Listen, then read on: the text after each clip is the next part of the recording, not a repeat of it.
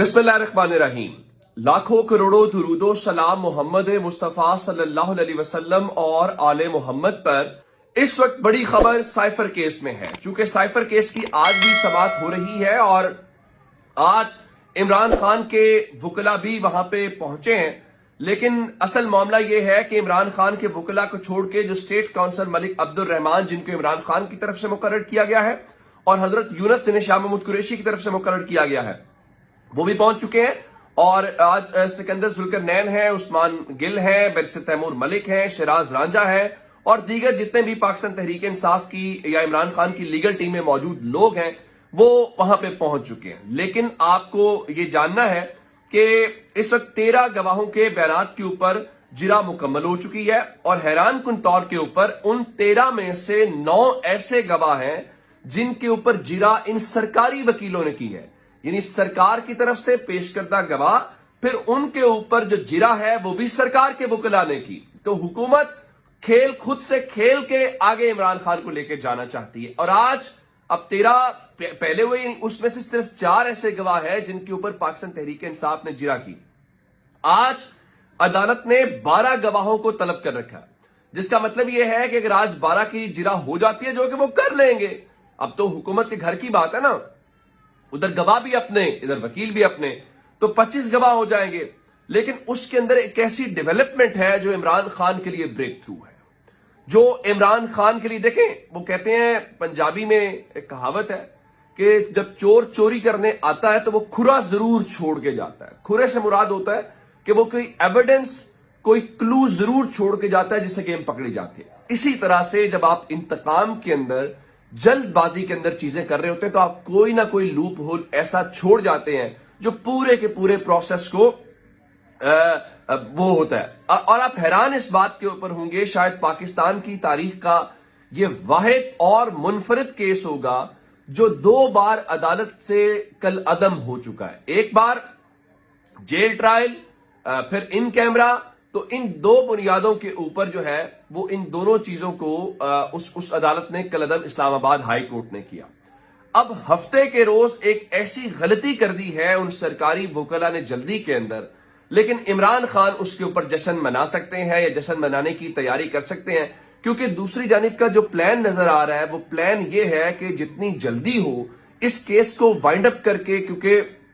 सरकारी वकला की तो क्या ही बात है, जो प्रोसिक्यूटर साहब आपने लगाए हुए हैं, वो बताया जा रहा है कि जो इस वक्त इमरान खान की तरफ से सरकारी वकला है वो प्रोसिक्यूटर के असिस्टेंट है। यानी आप यूं समझिए कि हुकूमत की तरफ से उस्ताद खड़ा है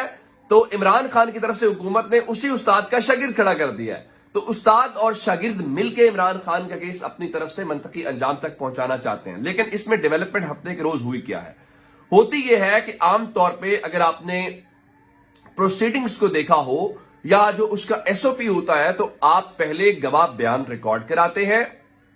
उसके बाद जो है उनके ऊपर वकला सफाई होते हैं, यानी जो मुलजिम होता है उसके जो वकला है वो जिरा करते हैं, क्योंकि वो उसमें से कॉन्ट्राडिक्शंस अदालत के सामने रखते हैं, झूठ सामने रखते हैं और अदालत को बताते हैं कि इनकी गवाही वैलिड नहीं है, ये गवाही ठीक नहीं है, या देखें इसने एक बात ये की है, ये इस तरह हो नहीं सकता। तो ये चीजें हैं। अब उसके आखिर के अंदर उस केस का एक इन्वेस्टिगेशन ऑफिसर होता है जिसको हम आम जबान के अंदर तफ्तीशी कहते हैं। तो आखिर में क्या होता है कि उस तफ्तीशी का बयान रिकॉर्ड करके बाकी जो प्रोसीजर है वो होके, सो इस तरह से केस आगे बढ़ता है। अब इन्होंने किया क्या कि जिस दिन इन्होंने उन गवाहों के बयानात के ऊपर जिरा की है, जो मजमूई तौर पे इन्होंने आप 9 गवाहों के बयानात के ऊपर, अब उसके अंदर एक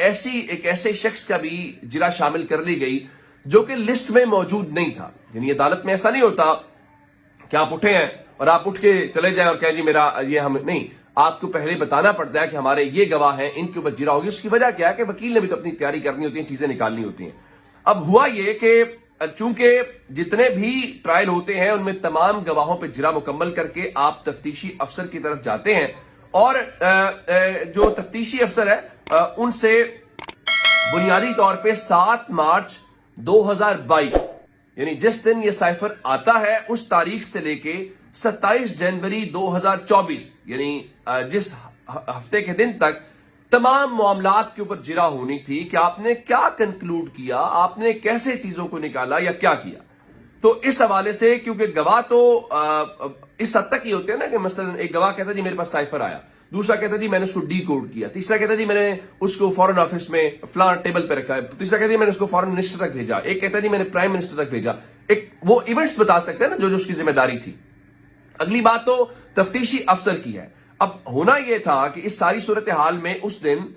جو تفتیشی افسر ہے، ایک تو اس کا بیان آخر میں ہوتا ہے عام طور پہ، نمبر 2 اس بیان کے اوپر جو جرا ہے وہ اس دن لسٹ میں موجود نہیں تھی۔ ہفتے کے روز انہوں نے وہ کام جو آخر میں جا کے ہونا ہے وہ پہلے کر لیا، یعنی تفتیشی افسر کے بیان کے اوپر سرکاری وکلا نے جرا کر دی۔ یہ وہ اہم نقطہ ہے جب میں نے اس کے اوپر ڈسکشن کی، جب ہمارے کورٹ رپورٹرز جو ہیں وہ ہمیں بتا رہے ہیں اور لیگل ایکسپرٹس بتا رہے ہیں کہ یہ واحد وہ نقطہ ہے۔ باقی تو چھوڑ دینا کہ عمران خان کہے جی ہمارا یہ ڈیفنس کیسے پیش کر سکتے ہیں، اور وکلا بھی شاید جان بوجھ کے کر رہے ہیں کہ یہ کریں اور اس کے اوپر کورٹ دوبارہ سے اس کو کرے۔ یہ وہ واحد نقطہ ہے،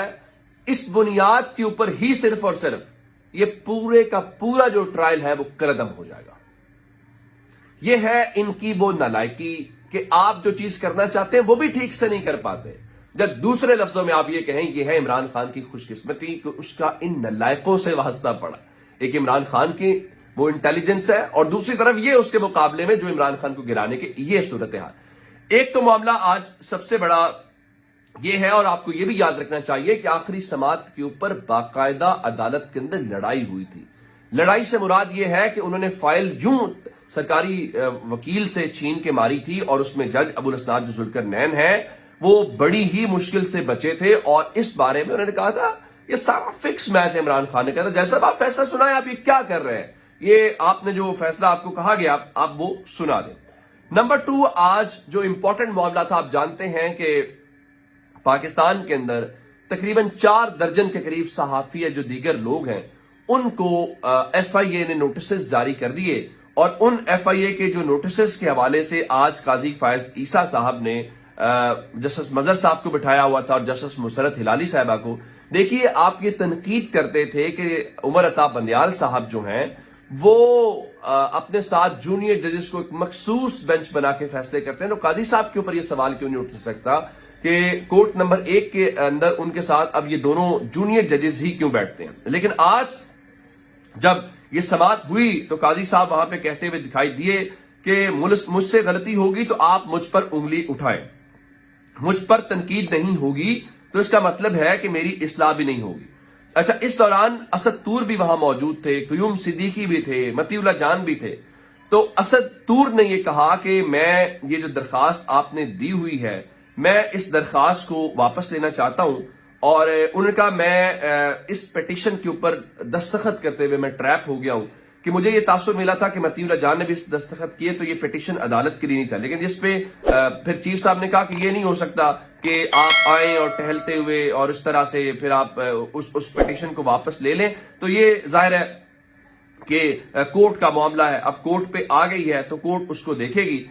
تو یہ ساری باتیں۔ لیکن آج اس سارے معاملے کے اندر پھر ان سے بار بار پوچھا گیا کہ کیا آپ ان لوگوں کو، اسد طور سے پوچھا گیا جن لوگوں نے آپ پہ تشدد کیا تھا، کیا ان کو پہچان وہ پتا چلا وہ کون لوگ تھے؟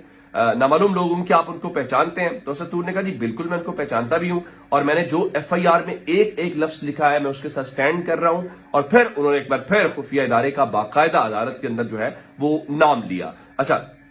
اس کے بعد جو قاضی صاحب تو یہ کہتے رہے کہ بار بار کہہ رہا ہوں کب تک ماضی کی غلطیاں دہرائی جا رہی ہیں،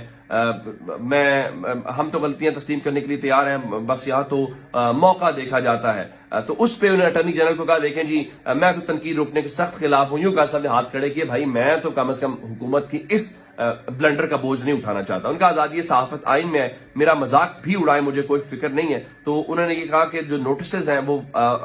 واپس جو ہے وہ لیے جائیں۔ اب یہ تو انہوں نے اوپن کورٹ کے اندر سب کے سامنے یہ کہہ دیا کہ فوری طور پہ دیا جائے، اور گالن گلوچ الگ بات ہے، لیکن ایف آئی اے تنقید کی بنیاد کے اوپر کارروائی نہ کرے۔ یہ ساری باتیں اپنی جگہ کے اوپر چلتی رہیں، اور عدالت نے حکومت سے اس حوالے سے باقاعدہ ایک یقین دہانی بھی جس کو آپ یہ کہہ لیں کہ وہ لی۔ اور اس دوران ہوا کیا کہ اب جو نوٹسز واپس لینے کے حوالے سے جیسے ہی کورٹ ختم ہوئی ہے تب ایک نئی چیز آئی ہے، اور وہ کیا ہے وہ یہ ہے، لوگ کہہ رہے ہیں جس طرح اسد ملک کہہ رہے ہیں سپریم کورٹ 3 ججز bench led by C J P Qazi Faez Isa didn't restrain government's J I T which is proving alleged campaign against Supreme Court judges after، یعنی انہوں نے اس جو جی آئی ٹی کے متعلق ایک ورڈ نہیں کہا، یا یہ نہیں کہا کہ بھائی ہمارے پاس توہین عدالت کا اختیار ہے، ہم جانے ہم کوئی کمزور ہے، ہمارے پاس اتنے آئینی اختیارات، یہ آپ ہمارے بیہاف کے اوپر کیوں کر رہے ہیں؟ تو اب انہوں نے یہ تو کر دیا۔ پھر ججز کے ایک اور تھا جو کیا کہتے ہیں کہ مسرت ہلالی صاحبہ جو ہیں، انہوں نے گفتگو کی اور کہا کہ ہمارے ملک کی عزت بہت ختم ہو گئی ہے، سوشل میڈیا نے اداروں کو بہت ڈیمیج کیا ہے۔ دیکھیے، عزت سوشل میڈیا کی وجہ سے ختم نہیں ہوئی۔ کیا امریکہ میں بیٹھا فارن پالیسی کا انگریز پاکستان کا سوشل میڈیا دیکھتا ہے؟ وہ عزت جس وجہ سے ختم ہوئی ہے وہ پھر محمد علی مظہر صاحب نے کہا کہ یوٹیوب کے تھم نیل سے متعلق کہا کہ اس میں لکھا کچھ اور ہوتا ہے، اندر وہ نہیں ہوتا۔ یہ بات درست ہے، یہ ڈس آنیسٹی نہیں ہونی چاہیے، اور ہم سب کو یہ جو ہے اپنے جو ہمارے ویورز ہیں ان کے ساتھ یہ کام جو ہے وہ ان کا ٹائم، میں تو ہمیشہ کہتا ہوں جو آپ کو غلط ہے، لیکن متی اللہ جان نے آج کمال کیا اور انہوں نے عدالت کے سامنے آئے اور کہا کہ آپ کے سامنے ایک اور معاملہ زیر التوا ہے، اور انہوں نے شہید ارشد شریف جو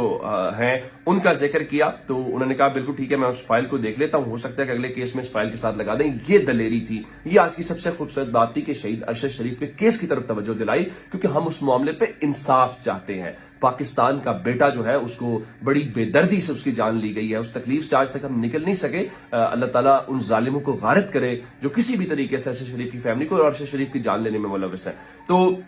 اب کل تک سماعت وہ ملتوی ہو گئی ہے۔ ایک خبر لاہور سے لے لیں، سنم جاوید کی آج ایک کیس کے اندر سماعت جو ہے وہ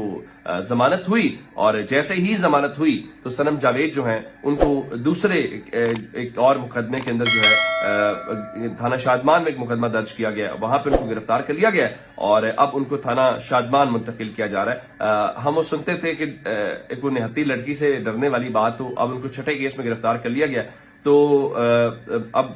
اس ساری صورتحال سے اب آپ آگے اندازہ لگا سکتے ہیں کہ پاکستان میں چیزیں کیسے ہوتی ہیں۔ اپنا بہت سارا خیال رکھیے گا، خدا حافظ۔